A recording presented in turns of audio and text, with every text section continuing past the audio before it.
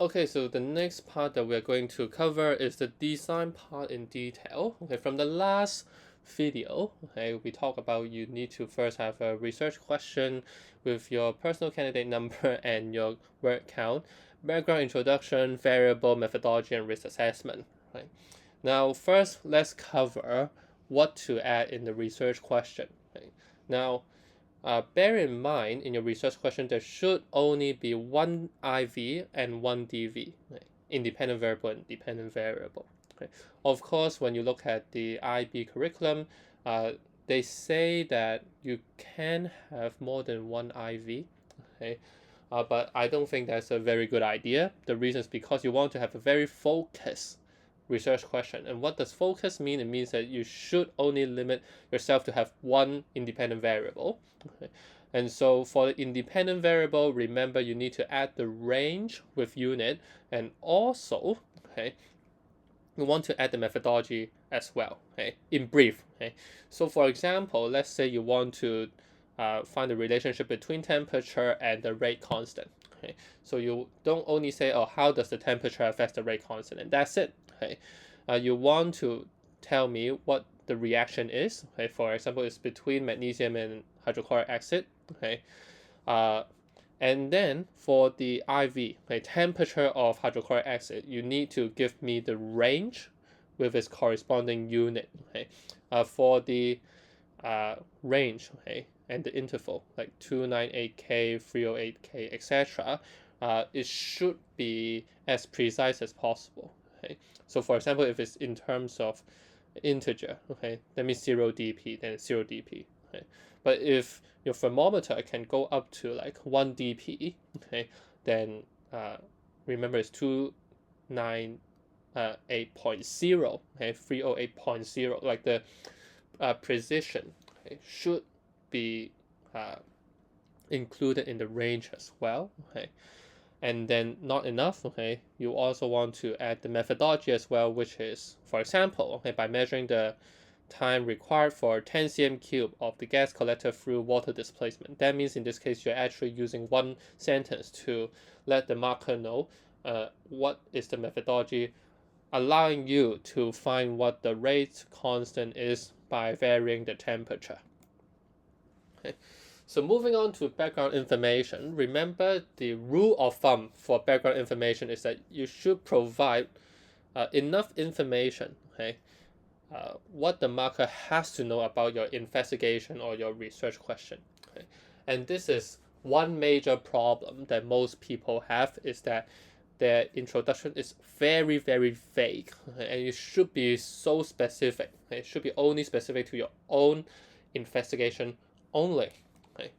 Uh, I'll talk about what it means by specific. Okay, but let me talk about the structure of introduction first. Okay, now, first, you want to give a brief introduction of the significance or the relevance of the investigation. To be honest, if you don't find it very significant, okay, then don't write this part. Okay, 3,000 words isn't uh, too many. Okay, to be honest. Okay, so therefore, let's say you already have very limited amount of words left. Okay, or maybe you have already reached 3,000 words in your lab report. Usually, this part is the first part that you should delete. Then I'd rather focus more on the theoretical framework. Okay, so what does that mean? You want to provide to the marker, okay, what is the specific reaction that you're going to investigate. Okay, so in the introduction part, it should have a chemical equation if you're doing a reaction. Okay, uh, if it's specifically unfamiliar, okay, then you should let the marker know, okay, what that particular compound or what that phenomenon is. Okay, for example, okay, what does it mean by unfamiliar? Okay, let's say you are actually uh, investigating about methylene blue, okay, or maybe about a crystal violet. Okay, uh, for the market, they actually don't know what that is, right? So you want to provide that. But usually, when you're actually providing what the compound is, okay, don't just say, "Oh, that's the structure," or "This is the molecule." Right? To me, this is actually uh, like you introduce that, but it doesn't provide any value. Okay, usually when you are doing uh, the introduction, remember it always serves the research question. Okay? For example, let's say you are providing a molecule structure of vitamin C. Okay? In this case, then why are you providing the structure of it, like the molecule, the structural formula of it?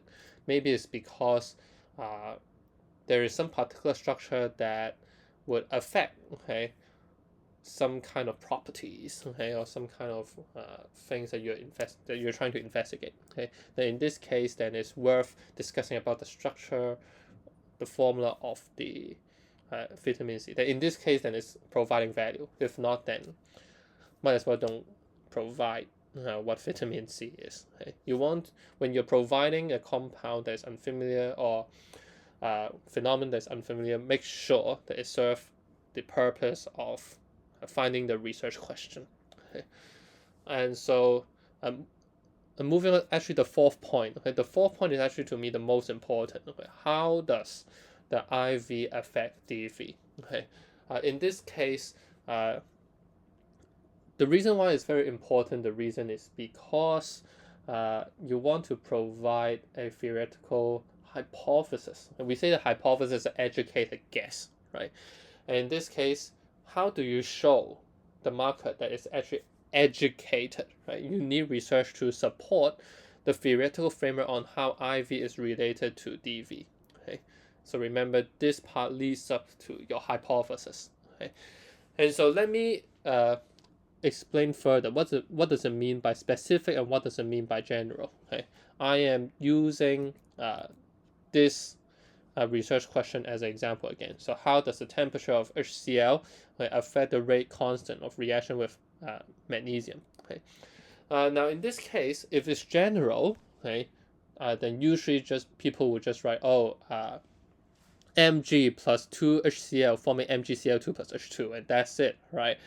And then you will say, when the temperature increase, okay, then HCl molecules gain kinetic energy, they collide more frequently, or there will be more molecules with E greater than EA. Basically the collision theory, right? So why do I say this is actually fake and not specific? The reason is because when you are applying collision theory to another experiment, let's say it's the decomposition of H2O2, you can write exactly the same thing, okay? And it applies to H2O2 as well, right? When temperature increase, the H2O2 molecules gain kinetic energy, so there will be a higher proportion of molecules with E greater than EA. Right? So it's very general. Collision theory is actually not specific enough, okay, for this particular investigation. Okay. Now, what does it mean by specific? Okay. Now, the difference is maybe when you're writing down the chemical equation, Mg plus 2HCl forming MgCl2 plus H2, okay, you also provide what the mechanism is. Okay. Now, for IBHL, then you know what mechanism means, right? So it could be some organic mechanism, or it could be what you've learned in rate HL, like the multi-step. Okay, maybe not all of them are multi-step. Okay, maybe for this one, maybe you find it's actually just an elementary step. It's a one-step reaction. So maybe Mg plus 2HCl forming MgCl2 plus H2. This one, let's say I've already done research. Okay, the literature support that it's actually an elementary step already. Okay, that means this step itself is already the rate determining step. Okay, now this would allow me to know that this is the, like, how you use this rate determining step to figure out what the rate equation is. So the rate is equal to rate constant times, okay, the concentration of HCl square. Okay,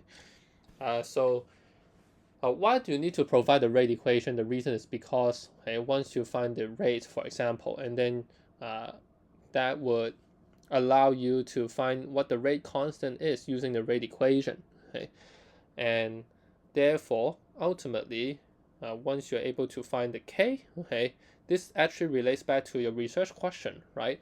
Remember, everything that you mentioned serve the research question.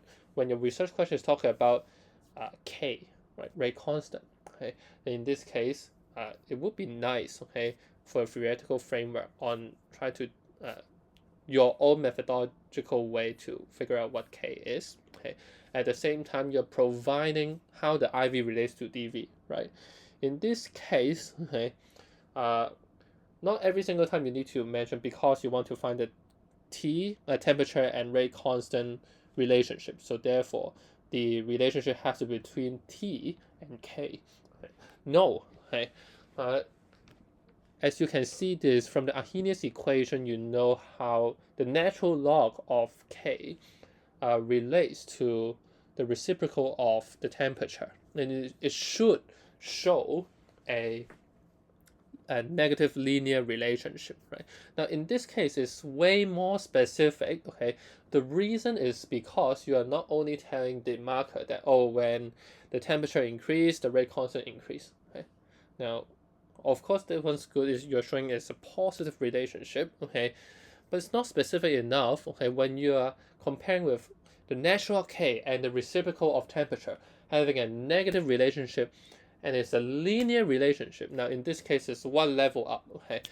It's very specific, okay? Talking about in your specific equation, what the chemical mechanism is, okay? What the rate equation is, what is the K that's able to derive from it, and then you also relate that to Arrhenius equation, provide a theoretical framework on how K and T actually relate to one another. Okay, so in this case, I would say it's a more comprehensive and specific way of introducing what the background information is going to be. Okay. I'll show you another example. Okay, so let's say I want to find out, okay, the relationship, okay, between solubility constant and temperature. Okay, now usually we know that, oh, when the temperature increases and then you use the Le Chatelier's principle, oh, maybe it shifts to the right, so therefore it's going to be more soluble. Okay, maybe you want to use it to find the enthalpy change and entropy change, so maybe you just simply letting me know what the definition of enthalpy and entropy change. In this case, too general. Okay? What does it mean by specific? Okay? Not only you provide a chemical equation for the solubility constant, okay, but also, okay, trying to explain how KSP can be derived, okay, from that equation, and showing me how to find the KSP. Then, okay, you expect, okay, how, okay, the solubility constant relate to temperature. It should be a natural log K relating to 1 over T. It should show me a linear relationship. Okay, but of course, again, this part you do your own research. Okay, and then if your research question is also talking about how to find, okay, enthalpy change and entropy change, then you can also briefly introduce to the marker node that you're using the slope to find enthalpy change or using the y-intercept to find the entropy change. Okay, so in this case, it's more specific. Okay. For the variable, I'll move on to the next video.